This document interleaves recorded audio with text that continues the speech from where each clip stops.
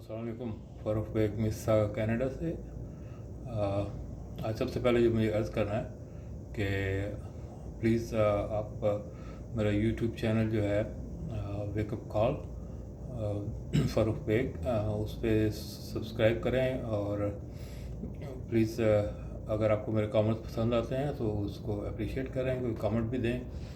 तो उसके बाद अर्ज़ ये करना है कि मैं आज बहुत अच्छी खबर मिली है हमें, हमारे वतन अज़ीज़ के लिए और जो मुहब्बे वतन लोग हैं, पाकिस्तानी हैं, उनके लिए कि आज वो FATF का बिल अपोजिशन के रोते चीखते चढ़ाते भी वो बिल पास हो गया है। तो अल्हम्दुलिल्लाह पाकिस्तान अब इस पोजीशन में है कि वो अब ग्रे लिस्ट से निकल के वाइट लिस्ट में आ जाएगा, बजाय इसके कि हमारे जो दुश्मन थे हमें धकेलने की कोशिश कर रहे थे ब्लैक लिस्ट में। तो ये बहुत बड़ी खबर है, बहुत बड़ी खुशखबरी है पाकिस्तानी कौम के लिए, बिजनेसमैन, उसमें पाकिस्तानी अवाम, पॉलिटिशियन, एग्रीकल्चरिस्ट, सब के लिए एक बहुत ही खुशखबरी है, बड़ी खुशखबरी है। और इससे पाकिस्तान की तरक्की के रास्ते और खुल जाएंगे और इंशाअल्लाह पाकिस्तान बहुत जल्द एक तरक्की याफ्ता मुल्क की सफ़ में खड़ा होगा।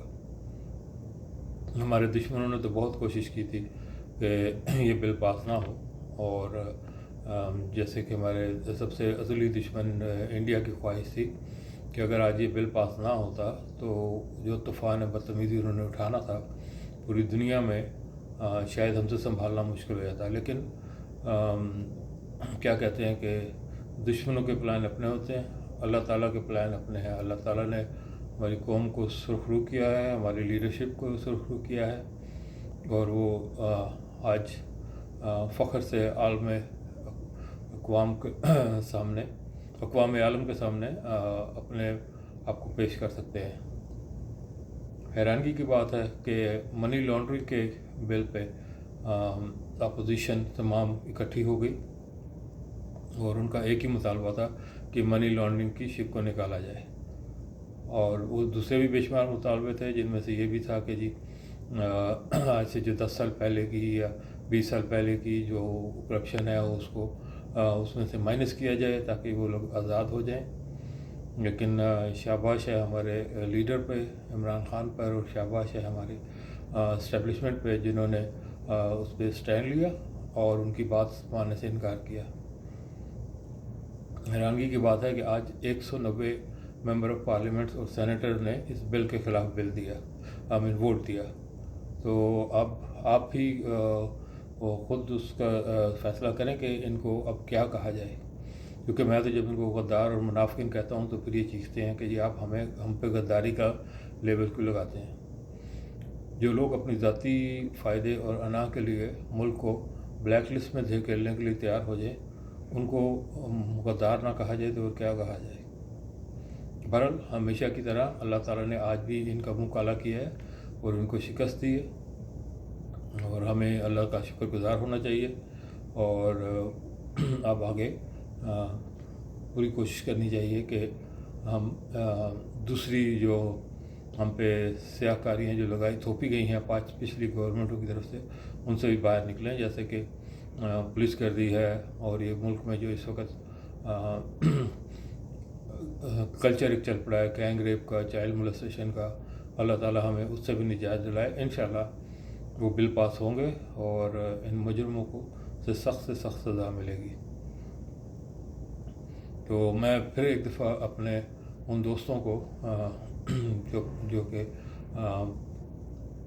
हमेशा मेरा साथ देते हैं, उनका शुक्रिया अदा करूँगा, और उनका जो हमेशा मेरी मुखालफत करते हैं या पाकिस्तान की मुखालफत करते हैं और पाक आर्मी इस्टेब्लिशमेंट को बुरा भला कहते हैं, आज उनको थोड़ा सोचना चाहिए कि वो अपनी ज़ाती अना और हठ धर्मी और नफ़रत और बुग़्ज़ इमरान में किस कदर आगे चले गए हैं कि वो मुल्क की सलामती को भी दाव पे लगाने के लिए तैयार हैं। तो जब उनको गद्दार कहा जाए तो फिर उनको तकलीफ़ होती है।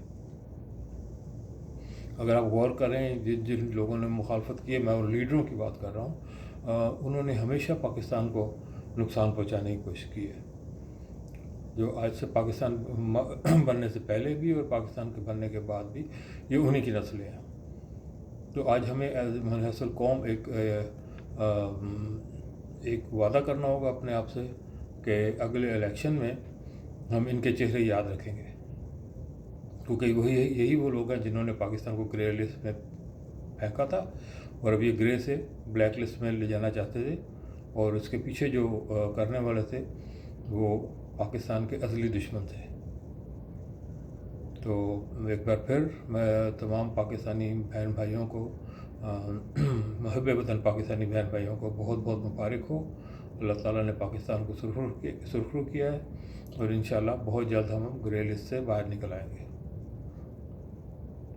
اس کے علاوہ میں دوسری جو بات یہ کرنا چاہ رہا تھا کہ ایک انتہائی دردناک اور ایک انتہائی افسوسناک خبر جو آئی ہے، اس پہ سوائے ہم اپنا ماتھا پیٹنے کے اور کچھ بھی نہیں کر سکتے، اور وہ یہ ہے کہ منگلا ڈیم کی ہائٹ میں اضافہ کیا گیا تھا، اس کو بڑھایا گیا تھا، اور اس کی وجہ سے جو پانی کا ذخیرہ تھا جن علاقوں میں جانا تھا ان کو پیمنٹ بھی کر دی گئی تھی، اور تقریباً 120 ارب کے قریب روپیہ پے کیا گیا تھا ان کی پراپرٹیز کا، اور یہ آزاد کشمیر میں آتا تھا.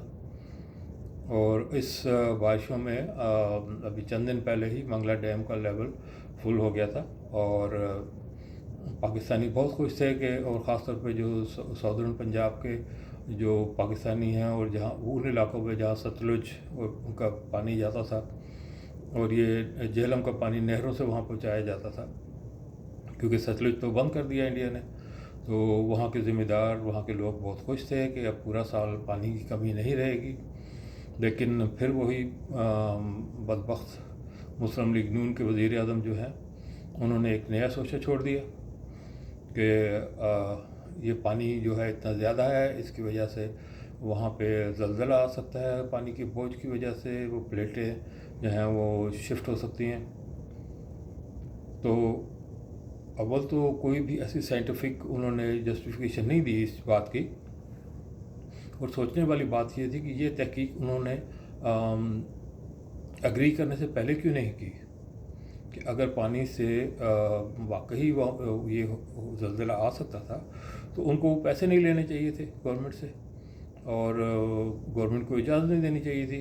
اب جب پاکستان کا اربوں روپیہ ضائع ہو گیا تو پھر وہی اس مسلم لیگ نون کے وزیر اعظم نے، آزاد کشمیر کے وزیر اعظم نے یہ ایک سوچا کھڑا کر دیا اور پاکستان کی کمر میں چھرا گھونپا ہے کہ اگر آپ یہ پانی کو ڈسچارج نہیں کریں گے تو ہم لوگ اس پہ پروٹیسٹ کریں گے.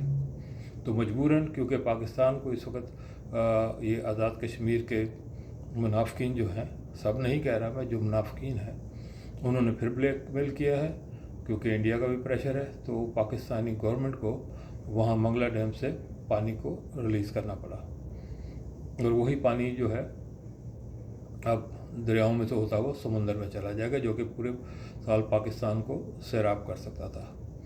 تو افسوس کا مقام یہ بھی ہے کہ جن لوگوں کو یہ پانی ملنا تھا انہوں نے بھی آج تک یہ پلاننگ نہیں کی کہ ہم چھوٹے چھوٹے ڈیم اپنے علاقوں میں بنا لیں تاکہ اگر منگلا سے پانی کو ریلیز کرنا بھی پڑ جائے تو ہم اس پانی کو بچا سکیں. تو افسوس ان پہ بھی ہے، کیونکہ اس موضوع پہ تو پچھلے 50 سال سے کسی نے سوچا ہی نہیں. اب کچھ ڈیم بننا شروع ہوئے ہیں، اور تھینکس ٹو موجودہ گورنمنٹ اور اسٹیبلشمنٹ کہ انہوں نے ڈنڈے کے زور پہ وہ ڈیم بنا رہے ہیں، لیکن ان کو بنتے بنتے بھی ٹائم لگے گا. تو ابھی بھی جو ساؤدرن پنجاب کے اور جو لوگ ہیں ان سے میری ریکویسٹ یہی ہے کہ آپ اپنے علاقوں میں چھوٹے چھوٹے ڈیم، چھوٹے چھوٹے ریزروائر بنائیں، اور یہ بارش کا پانی جو سیدھا سمندر میں جاتا ہے اس کو سیو کریں. اس سے یہ ہوگا کہ ایک تو وہ پانی کہ آپ کا جو گراؤنڈ میں جو پانی ہے اس کا لیول بھی اوپر آئے گا، اور اگر کھارا پانی ہے تو وہ میٹھا بھی ہو سکتا ہے، اور پھر آپ کے پاس پورے سال کا پانی بھی موجود ہوگا. تو یہ تو تھی ہماری پلاننگ جو ہونی چاہیے تھی، اور اللہ کرے کہ آئندہ ہم لوگ سوچیں اور بجائے صرف اپنی ذاتی اور پولیٹیکل ریزن کی وجہ سے ڈیموں کی مخالفت نہ کریں، اور لیکن جاتے ہیں سے پہلے ایک بار پھر میں افسوس کروں گا ان کی ذہنیت پہ، ان منافقین کی ذہنیت پہ جنہوں نے صرف پاکستان کو نقصان کرنے کے لیے یہ ڈرامہ رچایا ہے. کیونکہ جب ڈیم بنتا ہے تو اس میں وہ سسٹم اور وہ اکوپمنٹ ہوتا ہے جو کہ آپ کو پوری رپورٹ دیتا ہے کہ یہ اس میں پانی کے پریشر سے کوئی موومنٹ ہوگی یا نہیں ہوگی، ارلی وارننگ دیتا ہے. اور ایسی کوئی بھی تحقیق، کوئی بھی ایسے سائنٹیفک اور کوئی انجینئرنگ ڈپارٹمنٹ کا کوئی بھی ایسا بیان یہ نون لیگ والے نہیں لا کے دے سکتے جس سے یہ خدشہ ہو. لیکن جو ہو گیا وہ ہو گیا. تو اب تو اگر کوئی تھوڑی شرم ہو یہ مسلم لیگ نون آزاد کشمیر کے پرائم منسٹر کو، تو ان کو چاہیے کہ وہ پیسہ بھی پھر واپس کر دیں پاکستان گورنمنٹ کو. تو اگین ہم جو محب وطن پاکستانی ہیں اور ہمارے جو محب وطن آزاد کشمیر کے لوگ ہیں، انہیں آئندہ الیکشن میں ان باتوں کو یاد رکھنا چاہیے کہ ان لوگوں کا مقصد صرف اور صرف پاکستان کو نقصان پہنچانا ہے، چاہے کسی طریقے سے بھی ہو. کیونکہ وہ چاہتے ہیں کہ ان کی جو حرام کاریاں ہیں، جو چوریاں ہیں، ان پہ پردہ ڈال دیا جائے تو پھر یہ سب خوش ہیں. اسی وجہ سے یہ عمران خان کے خلاف ہیں، اسی وجہ سے یہ اسٹیبلشمنٹ پاکستان آرمی کے خلاف ہے. تیسری بات جنرل عاصم باجوہ کی، انہوں نے صاف اپنے سب ثبوت فراہم کر دیے ہیں. اگر کسی کو اعتراض ہے تو وہ کورٹ میں جا کے ان کو چیلنج کر سکتا ہے. اور جن صاحب نے یہ پیپر جو ہے وہ انڈین ایجنسی کو دیے، ان کا بھی کچا چٹا کھل گیا. ان کے والد صاحب نے بھی پاناما لیک میں نواز شریف صاحب کی مدد کی تھی، جعلی پیپر لگا کے، پیپر غائب کر کے. تو اب یہی ان کے صاحبزادے کر رہے ہیں. اگین ہمیں پاکستانیوں کو یہ باتیں یاد رکھنی چاہیے کہ یہ وہ لوگ ہیں جو اپنی ذات کے لیے پاکستان کو کسی وقت بھی کسی جگہ پہ بھی نقصان پہنچا سکتے ہیں. چوتھی بات، CCPO لاہور کا شور ابھی تک مچا ہوا ہے. ان صاحب نے معافی مانگ لی، معذرت کر لی اپنے بیانوں پہ. کئی دفعہ بندہ جوش سے جذبات میں آ کے کچھ کہہ جاتا ہے، جس کی سب سے بڑی مثال خود شہباز شریف ہے، جنہوں نے اسمبلی میں بیٹھ کے اس موقع پہ یہ دعویٰ کر دیا جی کہ سیالکوٹ ہائی وے تو ہم نے بنائی تھی، اور آج وہ معافی مانگتے پھر رہے ہیں. تو اگر شہباز شریف کو معافی دی جا سکتی ہے تو CCPO لاہور کو کیوں نہیں معافی دی جا سکتی؟ تو یا تو پھر شہباز شریف بھی ریزائن کریں. تو اگین ہمیں ان چیزوں کو سوچنا پڑے گا. اور پاکستان میں یہ جو واقعہ ہر روز ہو رہے ہیں وہ پچھلے 20 30 40 سال سے، اور یہ دن بدن بڑھ رہے ہیں. میری ریکویسٹ یہ ہوگی پاکستان گورنمنٹ سے، وہاں پہ جو میں نے نوٹس کیا کہ رات کو 12 بجے کے بعد آپ کا انٹرنیٹ فری ہو جاتا ہے. تو یہ تمام جو لوگ ہیں، اسپیشلی جو مجرم ٹائپ لوگ ہیں یا جو کم عقل کم علم لوگ ہیں، وہ ساری رات بیٹھ کے انٹرنیٹ پہ کیونکہ فری ہوتا ہے وہ خرافات دیکھتے ہیں اور وہ ڈسٹریبیوٹ کرتے ہیں، اور اسی وجہ سے یہ غلاظت دن بدن پھیل رہی ہے. تو پاکستان گورنمنٹ کو اس پہ توجہ دینی چاہیے، اور رات کو جو یہ فری انٹرنیٹ ہے اس کو بند کرنا چاہیے. اس کو ہوتا ہی ہے کہ میں جب پاکستان میں تھا میں نے نوٹس کیا تھا کہ نوکر اور جو دوسرے تھے وہ ساری رات بیٹھ کے انٹرنیٹ پہ یہ خرافات دیکھتے تھے، اور اگلے دن وہ ادھموئے ہوتے تھے جب جاب پہ ہوتے تھے، چاہے وہ آپ کا ڈرائیور ہو، چاہے آپ کا باورچی ہو، چوکیدار ہو. تو اس کو کافی سیریسلی ہماری گورنمنٹ کو لینا چاہیے. تو بہت شکریہ. اور ایک بار پھر آپ سے ریکویسٹ ہے کہ میرے جو YouTube چینل ہے ویک اپ کال، اس کو پلیز سبسکرائب کریں، اور جب میری ویڈیو آئے تو اس کو پلیز دیکھیں، اس پہ کامنٹ دیں. لیکن کامنٹ جو ہیں وہ تہذیب کے دائرے میں ہونے چاہیے، اور پازیٹیو جو ہے وہ کرٹیسزم بھی ہونی چاہیے. اور اگر کوئی بات اچھی لگے تو I'll be very happy if you guys appreciate me. بہت شکریہ جی. اللہ حافظ.